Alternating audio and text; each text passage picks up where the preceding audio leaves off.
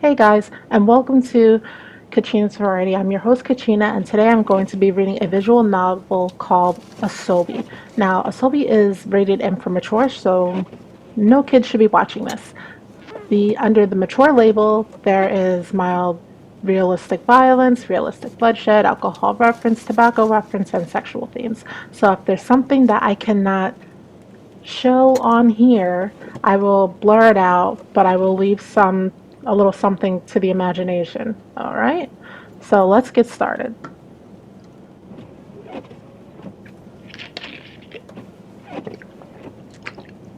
A calm night. You drove for hours nonstop. Passengers continually getting on and off the taxi. Almost none of them talked. That's how the day passed until now. Silent. Yours is a reservation only service. You don't know anything about your clients. All you have to do is reach the pickup point when you get notified, and then you drive them to their destination. The majority doesn't talk at all, but sometimes some of them do. When your clients talk to you, it feels as if you're exploring them. Every nuance, every secret, everything emerges from their heart's darkness. And when that happens at night, with all the lights turned on and the streets empty, you have the impression of driving in an endless tunnel of sensations, suspended from reality. Here you are then.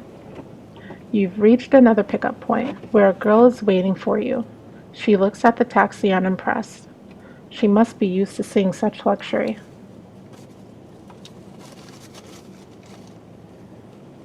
She rapidly gets in. Her jacket and handbag are put neatly on the seat next to her. Good evening, miss. Where are you headed? Homunculus Hotel. Do you know of it? Hmm, yes, I know of it. Do you go there often? She does not answer. Oh, sorry. I didn't mean to. It's fine. I go there almost every week. Always on the same day. It's not something I'm ashamed of. The thing is that no one ever asks. They just assume. So I was surprised. That's all. What do they assume? My work. Sometimes my entire life. Once you say you're headed to a hotel and you have no suitcases with you, it's easy to understand who you are, especially what you do for a living. So there's almost no need to ask, and many don't even want to know. That seems like it would be very annoying, only at the start, when you feel as if you don't exist, or as if existing or not makes no difference. And then you start wondering if you wouldn't be better to cease existing altogether. But over time, you get used to it. She seems comfortable. Her gaze is fixed beyond the window. You look at her in the rearview mirror.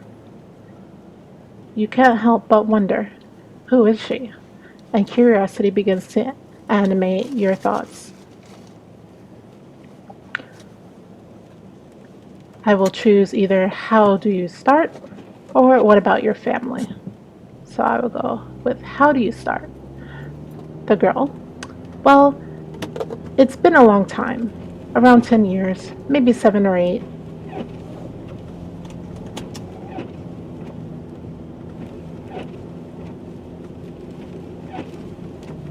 I woke up one day.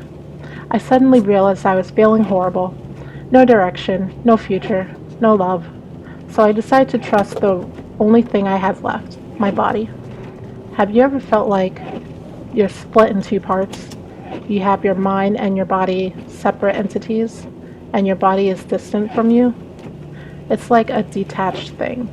That's why at the beginning, using it didn't mean much. But the more I did, the more I felt reunited. Like I was becoming one with myself. It's true that it isn't nice work, especially not when you start, when you can't choose, when you need the money, and everyone looks at you like they look at an insect. In fact, you are an insect, a small caterpillar. You slowly gather all you need and close yourself in a cocoon, and then you build it to protect yourself, to have a place where you can feel safe. Maybe it's a shield for your feelings, a shell you use to defend your inner self. But while you're inside the cocoon, forcing your body to detach, but also feeling it closer and closer to yourself, you start to realize things. You understand the people around you. You understand the system around you. You learn you use it at your advantage. And then you understand yourself. So the cocoon breaks and you come out, reborn as a butterfly. But the ghost of yourself is behind the corner, waiting. You think you know me? Well, that's about it. What do you think? Hmm, I will either choose nothing I haven't heard before. How did you handle it? I'm gonna go with how did you handle it? Hmm, I just kept going. I don't know. I had no direction. So I just kept following the road ahead. Is it okay if I turn the radio on? No problem. Oh, anyway, sorry I haven't introduced myself. I'm Rimu. And you are? I'm just a driver. I'll just call you driver then. I kinda like it. Driver. Prostitute. Just two labels, right? Yet they tell more about us than our names. Silence falls for an instant. Is she smiling? It seems like it. But the night is getting darker, and you find it difficult to see her clearly from the driver's seat. Anyway, how is your work? It seems calm. It mostly is, yes. Driving can be relaxing, especially at night. You know, there is this loneliness. You pick up the passengers, then drive to the destinations, and the loop continues. If the passengers are talkative, you get to pass an interesting moment. But if they're silent, it's like driving a ghost somewhere. It's only you, the road, and the presence behind you. Nights and loneliness. Seems like we have something in common. Your work is in a luxurious taxi. Mine shifts between luxurious dinner tables and bedrooms. We get to meet so many people, and yet we're both so alone. I would choose either ever wanted to escape or have you always been alone? Have you ever wanted to escape?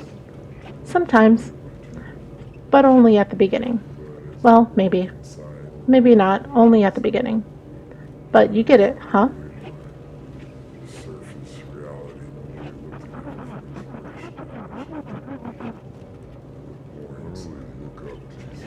When you look around yourself and see nothing more than misery, it's natural to develop a desire to be somewhere else. But I've always wondered if fleeing was the right answer for me at least. But one day you wake up, you decide to go away. So you pack your things. You leave what you don't need in your apartment or wherever you live, and you just go away. Do you have a friend somewhere far away? Is there an old lover waiting for you? Or a parent you're particularly fond of? Whatever, it doesn't matter. Anyone is fine. Anyone could be a better haven to reach and stay. But will that misery really go away? Will we rot in peace in that place? Or will we be able to start anew? To be found in the sound of this room. Rimu, this sure is a long drive. I'm sorry. The hotel is pretty distant, you know. I never realized. It always seemed so close. To tell you the truth, though, I never really reached it. I never visited that client. I was too scared. So every time I came close to it, I just turned back. But maybe today is the right day. Yes, maybe it is. It's just that I don't know what could have waited for me there. Emptiness again? Or happiness? I read somewhere that Homunculus Hotel is a place of dreams. Every room is like a different dream, and they reflect the people who stay there. But dreams can sometimes be nightmares, right? I will choose. What was your biggest dream, or what was your worst nightmare? Let's make it interesting. What was your worst nightmare? Rimu says, my nightmare. Hmm.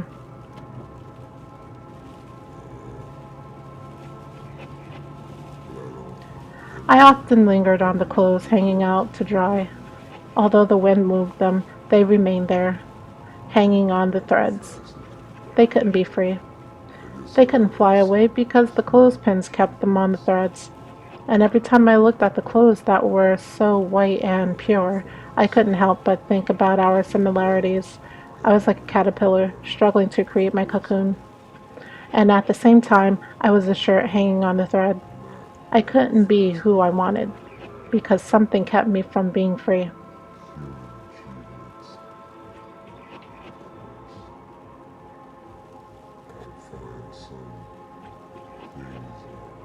She fell asleep.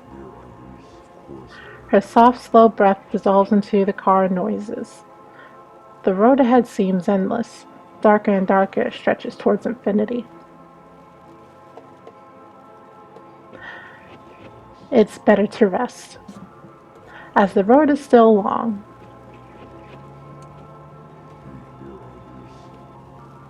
A trip like many others.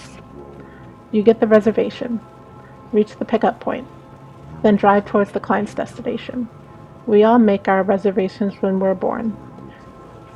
Then one day, we'll reach our destination, just like this girl, and many others before and after her.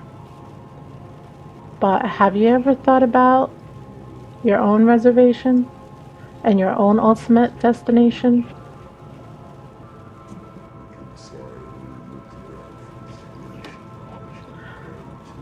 Alright guys, so I want to thank you for watching. If you enjoyed this visual novel and enjoyed my commentary, please leave a big thumbs up and subscribe for more videos. Also, leave some comments down below. What did you like most about this visual novel? And what didn't you like most about this visual novel? For me, I was pretty much indifferent to it. It seemed like it had potential and then it went flat, so we never got to the destination. So yeah, I will see you guys next time, and until then, bye.